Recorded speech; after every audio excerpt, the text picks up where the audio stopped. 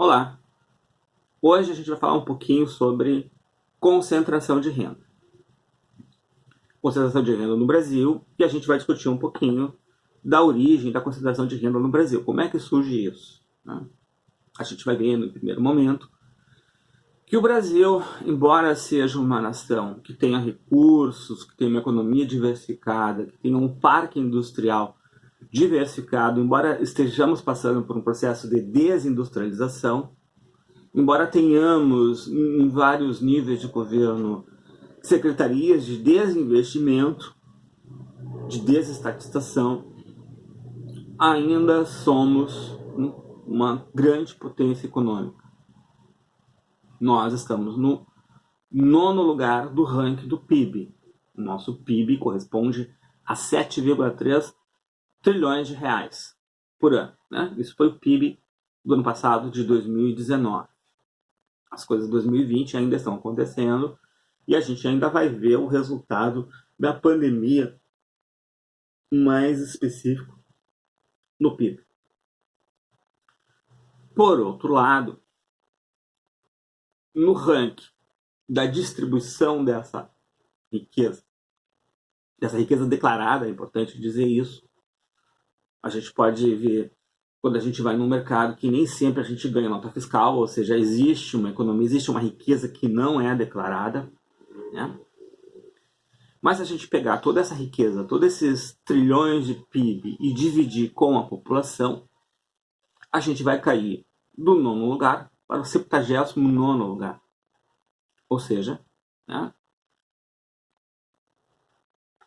a população brasileira,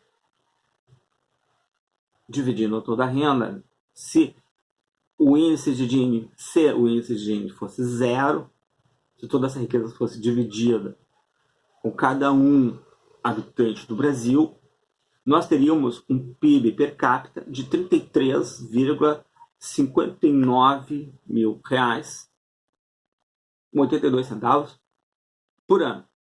Esse é o PIB per capita. Quando a gente pensa no índice de Gini, que o nosso índice de Gini corresponde a 53,3, se a gente pensar numa escala de 0 a 100, ou se a gente pensar numa escala de 0 a 1, é 5,3 o nosso índice de Gini. E nós ocupamos, assim como o nosso IDH, nosso Índice de Desenvolvimento Humano, no ranking mundial, nós ocupamos a 79ª posição. Ou seja, né, apesar de a gente estar dentro das 10 maiores riquezas do mundo, em termos de distribuição para a população, nós vamos cair nesse ranking. Nosso índice de IDH é considerado relativamente, dentro do ranking mundial, relativamente baixo, se a gente parar para pensar na questão de saneamento, de expectativa de vida.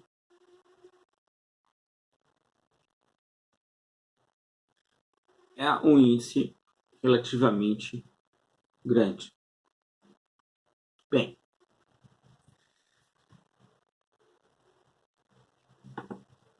uma das marcas, uma das expressões, então, da nossa desigualdade social é quando a gente pensa que os 10% com a maior renda no Brasil ganham o correspondente a 41,9% da riqueza total. Então a gente pode dizer de que a cada 100 reais, 41 reais ficou nas mãos de 10 pessoas. Mas aqui ainda não está o problema. O problema está quando a gente pensa que 1%, ou seja, a cada 100 pessoas, de a cada 100 dólares, 100 reais, aliás, detém 28,3%. Ou seja, uma única pessoa de 100 pessoas, equivalente a 100 reais, detém R$ 28,3. Ou seja, os outros R$ 70,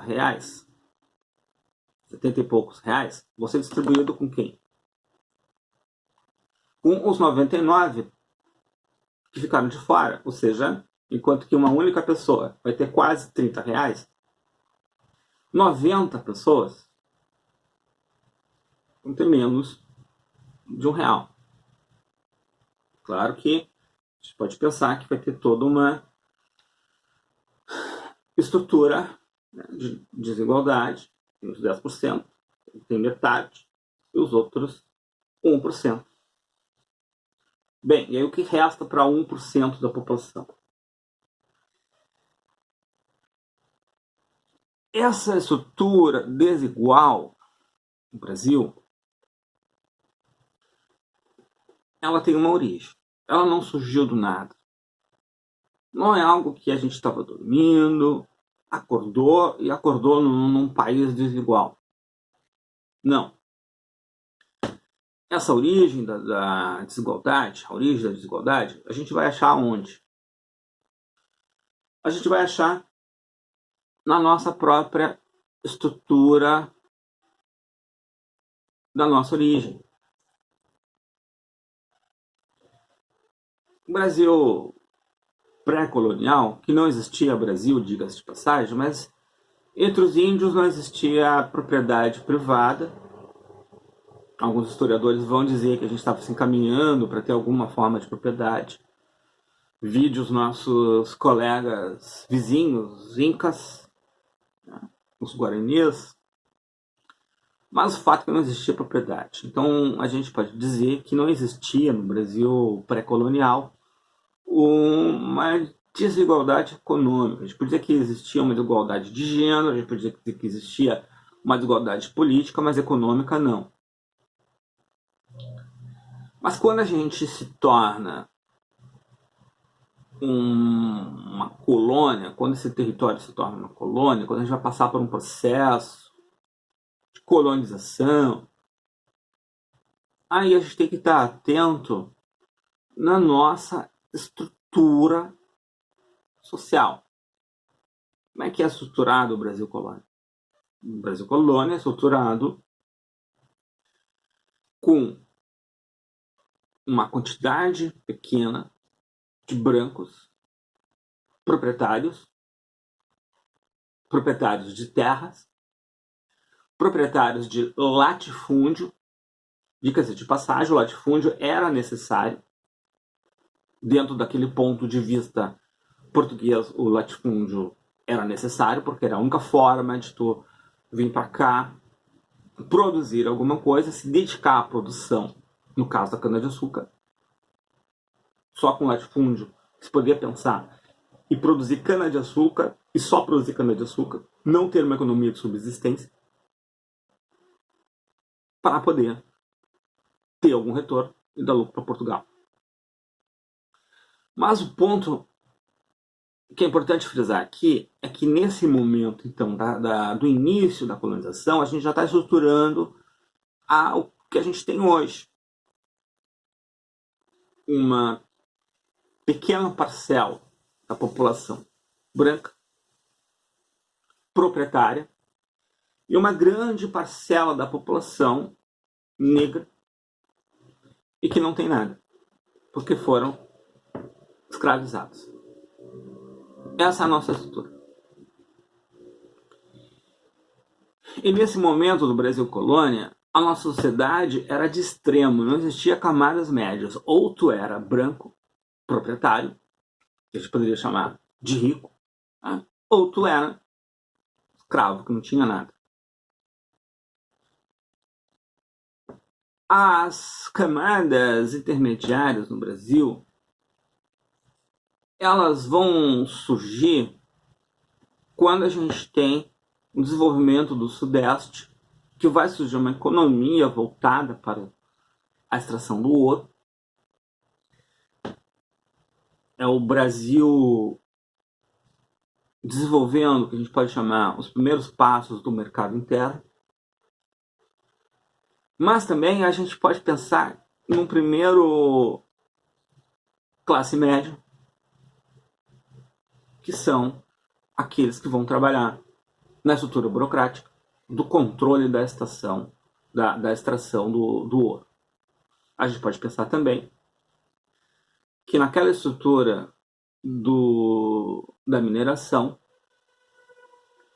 alguns negros vão comprar a sua liberdade e aí vão virar artesãos, sapateiros.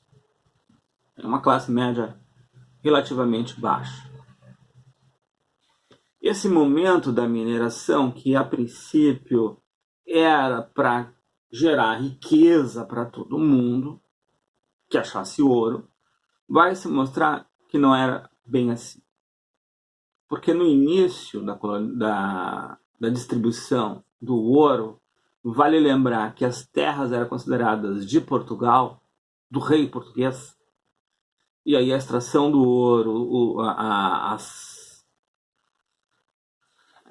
o espaço para a extração do ouro era uma concessão da coroa, e uma das exigências da coroa era que tu tivesse um número X de escravos, 5 escravos.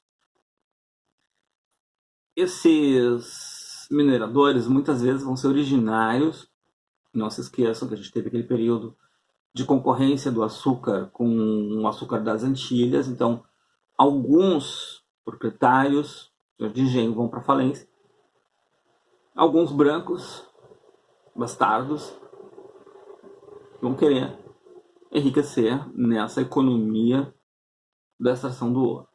E aí o sujeito tem alguns escravos, vem para cá, mas os impostos vão ser muito altos e muitas vezes então o sujeito acaba saindo com menos do que ele tinha. Porque tem um outro ponto também. Naquela região ali, a gente vai ter um processo inflacionário. Que significa que tudo vai ser muito caro ali. Muito mais caro do que era no litoral, na região de São Paulo, Minas, né? Todo o eixo do ouro, tudo que se produzir e se vender ali vai ser muito mais caro do que era em outros lugares. Ou seja, bem, se tu sabe que tem alguém que está pagando em ouro, tu vai lá e vai cobrar em ouro. E ele precisa da comida porque ele está em volta da mineração. Ele não vai perder tempo pensando em comida. Então ele vai comprar a tua comida, só que tu vai aproveitar e colocar o preço lá em cima. Muitos que entram com poucos escravos acabam sem escravo nenhum, libertam seus escravos também. E esses escravos vão formar uma classe média baixa. Então, tu vai ter um processo de empobrecimento, ao mesmo tempo que tu tem um processo de criação de uma classe média, mas a mineração não vai enriquecer todo mundo, muito pelo contrário. Alguns que já tinham recursos, que tinham uma boa quantidade X de escravos, ganham mais terras, e ganhando mais terras tem mais chance de achar ouro. Aquele, ao contrário, que tem poucos escravos, ganha poucos pedaços de terra e diminui, então, portanto, a chance de achar ouro. Um outro momento da nossa desigualdade vai ser quando a gente vai passar pelo nosso processo de abolição da escravatura. Ao contrário do que poderia ter ocorrido, e daí que tem uma certa origem histórica das cotas, as cotas serviriam como uma espécie de indenização histórica, porque a gente pegou integrantes de uma outra sociedade, trouxe para cá, fizemos uma escravização. E quando nós os libertamos, o que a gente deu em troca? A gente não deu nada em troca. Muitos da região de São Paulo, principalmente, vão ser substituídos pela mão de obra imigrante italiana, que vai funcionar de uma forma análoga à mão de obra servil na Idade Média. Mas o que significa isso? Que agora os negros, os afrodescendentes, vão ficar à margem da sociedade. Não vão ter um mercado de trabalho. E a gente começa a ter, então, depois do processo de abolição, como a gente não contemplou os libertos, como a gente não teve uma política em relação aos libertos, a gente vai criar uma massa de desempregados, miseráveis, de origem afrodescendente. Em um outro momento que vai agravar a situação social brasileira é justamente nos anos 50, 60, basicamente nos anos 60, quando a gente vai ter a industrialização, o desenvolvimento industrial. A industrialização já está acontecendo faz tempo, desde o Mauá, lá no final do Segundo Império. Mas, a partir do governo Vargas, na década de 30 até a década de 40, a década de 50, o Brasil vai passar por um processo de industrialização, passando pelo governo do Juscelino Kubitschek, e nesse período, então, a gente vai ter uma modernização do campo, que vai significar a troca de pessoas por máquinas agrícolas, e como consequência, o êxodo rural. Ao mesmo tempo em que a cidade está se desenvolvendo industrialmente, as grandes metrópoles, São Paulo, Rio de Janeiro, e que vai atrair, então, essa mão de obra descartada do campo. E aí é o período de elevação do crescimento das favelas. Como os nossos sindicatos, então, estavam atrelados ao Estado desde os seus inícios, desde dos anos 30, era Vargas, Ministério do Trabalho, a gente pode dizer que a gente não teve, até o final da década de 70, sindicatos fortes e combativos. E a gente passa por um período, né, ditadura militar, mais adiante, com a inflação da época do Sarney já no final dos anos 80.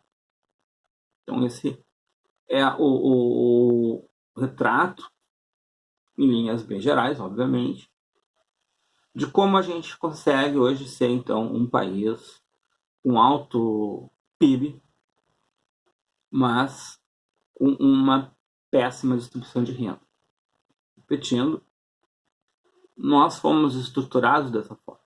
E a nossa história foi, ao longo desse período, consolidando essa estrutura desigual. Nós não tivemos nenhuma política, como a gente não teve uma política de pós-abolição de distribuição de renda.